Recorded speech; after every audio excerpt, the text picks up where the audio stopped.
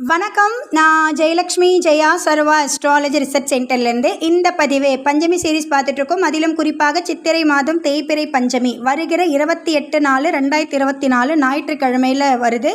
ஞாயிற்றுக்கிழமையிலேருந்து அடுத்த நாள் திங்கக்கிழமை வரைக்கும் இருக்குது. ஆனாலும் ஸ்பெசிஃபிக்காக ஒரு பர்டிகுலர் டைமில் தான் இந்த வழிபாடு நம்ம செய்ய போகிறோம். எப்போ அப்படின்னு பார்த்தீங்கன்னா, ஞாயிற்றுக்கிழமை ராகு காலம் எல்லாருக்குமே தெரியும், 4:30 6 PM. ஸோ இந்த டயத்துக்குள்ளே ஒரு பஞ்சமுக தீப வழிபாடு நம்ம பண்ண போகிறோம். இந்த பஞ்சமுக தீப வழிபாடு என்ன பண்ணோம் அப்படின்னா, நமக்கு அதிர்ஷ்டம் வரணும் அப்படின்னா ஃபஸ்ட்டு வந்துட்டு தடைகள் எதுவுமே இல்லாமல் இருக்கணும். இந்த தடைகளெல்லாம் தூளாக்கக்கூடிய ஒரு பஞ்சமுக தீப வழிபாடு தான் நம்ம பண்ண போகிறோம். இந்த ஃபஸ்ட்டு என்ன பண்ணணும் அப்படின்னு பார்த்தீங்கன்னா, யார்கிட்டெல்லாம் வாராகியுடைய சப்போஸ் நான் வந்துட்டு வாராகியை வந்து ஃபோட்டோ வச்சுருக்கேன் அப்படின்னா, வாராகியோட திருவுருவப்படத்துக்கு நல்லா தொடச்சிட்டு மஞ்சள் குங்குமமெல்லாம் வச்சு வாசனை பொருட்களால் அலங்காரம் பண்ணிக்கோங்க. சப்போஸ் நான் வந்துட்டு விக்கிரகம் வச்சுருக்கேன் அப்படின்னா, விக்கிரகத்துக்கு அபிஷேகம்லாம் பண்ணி முடிச்சுட்டு எப்போவுமே ஏதாவது ஒரு 3 அபிஷேகமோ 5 அபிஷேகமோ பண்ணலாம். ஸோ பண்ணிவிட்டு சேம் அதே மாதிரி அம்மாவுக்கு மஞ்சள் குங்குமம்லாம் வச்சு வாசனை பொருட்களால் அலங்காரம் பண்ணிக்கோங்க. சப்போஸ் நான் வந்துட்டு விளக்கில் தான் அம்மாவை ஆவகனம் பண்ணியிருக்கேன் அப்படின்னா, அந்த விளக்கு ஒரு அகல் விளக்கில் தானே அம்மாவை ஆவகனம் பண்ணியிருப்போம், அந்த அகல் விளக்கை எடுத்து ஃபுல்லாக நல்லா வாஷ் பண்ணிவிட்டு அதுக்குமே நல்ல ஒரு மஞ்சள் குங்குமம் வச்சு அழகான வாசனை மலர்களால் அலங்காரம் பண்ணிவிடுங்க. முக்கியமாக வந்துட்டு இந்த பூஜைக்கு, இந்த ராகுகால பூஜைக்கு நீல நிற பூக்கள் கிடச்சதுன்னா ரொம்ப ரொம்ப ரொம்ப ரொம்ப விசேஷங்க. அது நீல நிற பூக்கள் வந்து சங்குப்பூவாக இருக்கலாம், இல்லை நம்ம இந்த கதம்ப பூவில் கட்டுவோம்ல ஒரு மாதிரி டிஃப்ரெண்ட்டாக இருக்கும் அந்த பூவாக இருக்கலாம், இல்லை நீலக்கரில் வேறு என்ன பூ இருக்கோ அந்த பூக்களை கொண்டு நீங்கள் வந்துட்டு அலங்காரம் பண்ணுங்கள். சப்போஸ் எனக்கு நீல நிற பூ கிடைக்கல அப்படின்னா சிவப்பு நிற பூக்களை எடுத்துக்கோங்க. சிவப்பு நிற பூக்களை பொறுத்தளவுக்கு எந்த பூவாக வேணால் இருக்கலாம். குறிப்பாக ரொம்ப ஸ்பெசிஃபிக்காக இந்த சிவப்பு நிற பூவில் எது ஸ்பெஷல் அப்படின்னு பார்த்தா, இந்த செம்பருத்தி பூ கிடச்சதுன்னா ரொம்ப விசேஷம்.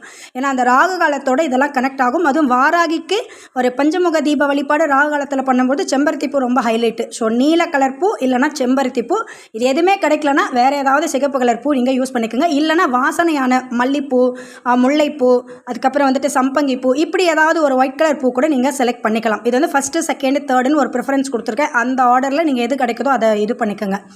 அடுத்தது பார்த்திங்கன்னா, என்ன பண்ணணும் அப்படின்னா, ஒரு 5 மண் அகல் விளக்கு புதுசாக தான் வாங்கணும். ஏன்னா இது வந்து பரிகாரத்துக்காக பண்ணுறதால புதுசாக ஒரு 5 நார்மல், அது சின்ன விளக்காக இருக்கலாம், கொஞ்சம் பெருசாகவும் இருக்கலாம், சரிங்களா? ஸோ 5 மண் அகல் விளக்கு வாங்கிக்கோங்க.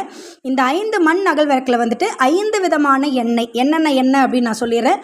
நல்லெண்ணெய், நெய், தேங்காய் எண்ணெய், இலுப்பை எண்ணெய், இன்னொரு எண்ணெய் வந்துட்டு விளக்கெண்ணெய், சரிங்களா? ஸோ இந்த 5 எண்ணெயை ஒவ்வொரு விளக்கில் இடுங்க. சப்போஸ் எனக்கு வந்து ஏதாவது ஒரு எண்ணெய் கிடைக்கல அப்படின்னா ஆல்டர்னேட்டிவாக நீங்கள் கடுகு எண்ணெய் யூஸ் பண்ணிக்கலாம்.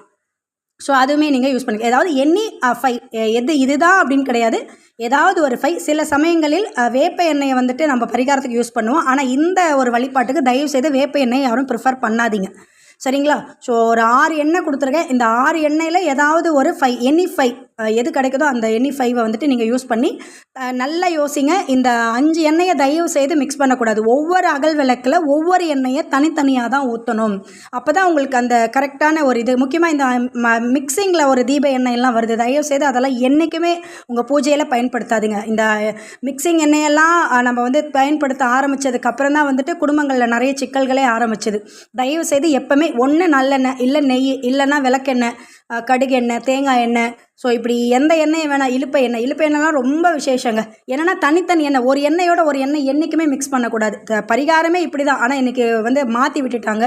ஸோ தயவுசெய்து இந்த ஒரு அவேர்னஸ் எல்லாருக்கிட்டையுமே இருக்கட்டும், எப்போவுமே மிக்சிங் பண்ணாதீங்க. ஸோ 5 மண் விளக்கில் 5 விதமான தனித்தனியாக ஒரு எண்ணெயை ஒவ்வொரு விளக்கில் விட்டுட்டு சேம் நீங்கள் எப்போவுமே போடுற மாதிரி பஞ்சு திரி, இல்லை நம்ம எப்போவுமே போடுற அந்த ஒயிட் கலர் திரி போட்டு ஏற்றுங்க. ஸ்பெசிஃபிக்காக இதுக்குன்னு ஒவ்வொரு கலர்லாம் கிடையாது, சரியா? ஸோ ஏன்னா சந்திரன் அங்கே முக்கியம், அதனால் வந்து அந்த வெள்ளை கலர் நம்ம எப்போவுமே போடுற அந்த திரி, பஞ்சு திரி தான் போட்டு ஏற்றணும்.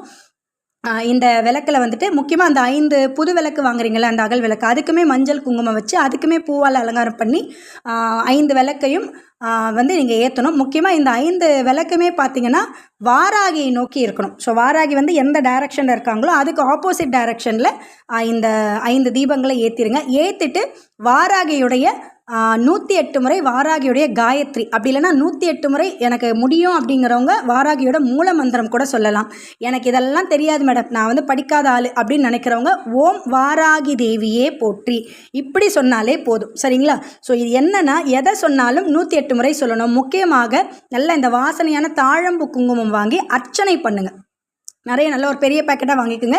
108 முறை சொல்லும் போதும் ஒரு நல்ல ஒரு வெத்தலை பாக்கு வச்சுட்டு அந்த வெத்தலை பாக்கு மேலே இந்த குங்கும அர்ச்சனை பண்ணிக்கிட்டே வாங்க. இந்த குங்குமத்தை சேவ் பண்ணி உங்களோட நெற்றியில் நீங்கள் வச்சுக்கிட்டே வரும்பொழுது ஆட்டோமேட்டிக்காக அந்த தடைகள் எல்லாம் நீங்கி ஒரு 48 நாள் அந்த குங்குமத்தை தொடர்ந்து நெற்றியில் வைங்க. பீரியட்ஸ்லாம் ஒரு கணக்குமே கிடையாது. முடிஞ்ச அளவுக்கு பூஜையில் வைக்கிற அந்த வெத்தலை போட்டுற அந்த குங்குமத்தை வந்து நீங்கள் ஒரு குங்குமச்சிமிழில் போட்டு வெளியவே வச்சுக்கோங்க. என்னென்னா அதை வந்து 48 நாள் தொடர்ந்து உங்கள் நெற்றியில் அந்த திலகமாக இட்டுட்டு வரும்பொழுது ஆட்டோமேட்டிக்காக நமக்கு அதிர்ஷ்டங்கள் அள்ளி தரும். எல்லா கஷ்டங்களுமே போயிடும். அதாவது முக்கியமாக தீராத கஷ்டம் ஏதாவது இருந்துச்சுன்னா இந்த பூஜையை பண்ணும்பொழுது 100% ரிசல்ட் தரும். அதுவும் வந்துட்டு ஏன் குங்கும அர்ச்சனை பண்ண சொல்கிறோம் அப்படின்னா, சூரியன் வந்து உச்சமாகக்கூடிய மாதம் சித்திரை மாதம். ஸோ இந்த டயத்தில் நீங்கள் இதை பண்ணும்பொழுது பெரிய ஒரு பாசிட்டிவ் ரிசல்ட் வருங்க. ஸோ உங்களுக்கு இந்த வீடியோ பிடிச்சிருந்தால் லைக் பண்ணுங்கள், ஷேர் பண்ணுங்கள், மறக்காமல் நம்ம சேனலை சப்ஸ்கிரைப் பண்ணுங்கள்.